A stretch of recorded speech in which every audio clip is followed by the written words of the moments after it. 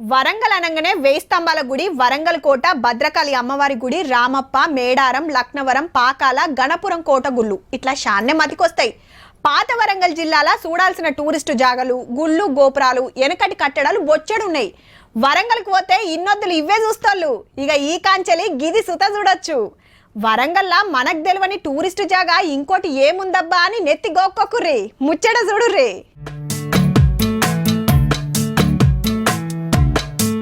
హన్మకొండ నట్టనడుమి ఇట్లా ఏమన్నున్నదా బంగ్లా? చుట్టూ పచ్చని చెట్లు, ఆడాడ కాకతీయుల శిల్పాలు, కోలను. ఆడ దినం తిరిగేటోళ్ళకు సుధా తెలియకుండొచ్చు గింత సక్కటి బంగులు ఏడుందో. తొవ్వకే ఉంటది కానీ లోపల ఎట్లుంటదో ఎవ్వలకు తెలియదు. నిన్నీయాల్టిదా మరి? 138 ఏళ్ల కాంచెల్లి మొన్నటి దాకా ఏం తక్కువ 57 మంది కలెక్టర్లు ఇళ్లనే ఉన్నారు. మళ్ళా మామూలు లోపలికి పోవడానికి అలకగయ్యే పని కాదాయే. అయితే వెనకటి ఎన్నడో రాజుల కాలంలో కట్టిన బంగ్లా కాబట్టి హెరిటేజ్ బంగ్లా కింద మారుస్తారట.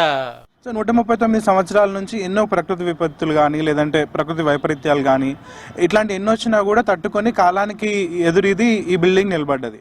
100 ఏళ్లు నిలబడ్డదంటే చారిత్రక కట్టడం కింద గుర్తిస్తారు. ఈ బంగ్లా సుధా రేపు టూరిస్టులతో జిబజిబా ఉంటది. ఇక ఇప్పటికే కూడా అప్పచెప్పిర్రట. అట్లని కూలిపోతున్నట్టుందేమో అనుకునేరు. ఏక్ నెంబర్ ఉంది. ఆ పిల్లర్లు, ఆ గోడలు, ఆ కప్పు చెక్కు అంటుంది ఇప్పటికి కూడా.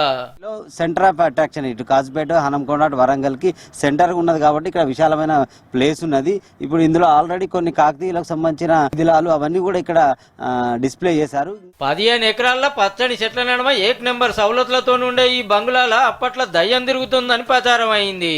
కుద్దప్పటి కలెక్టర్ ఆమ్రపాలి మేడమే చెప్పిందో మల్క. అసొంటిదేం లేదు గాని మొత్తానికి లోకలోళ్లకు వరంగల్ అందాలు చూస్తానికి బయటికి వెళ్ళి వచ్చేటోళ్లకు ఇంత చరిత్ర ఉన్న కలెక్టర్ బంగ్లాను చూసే భాగ్యం జప్పునే రాబోతుందన్నట్టు.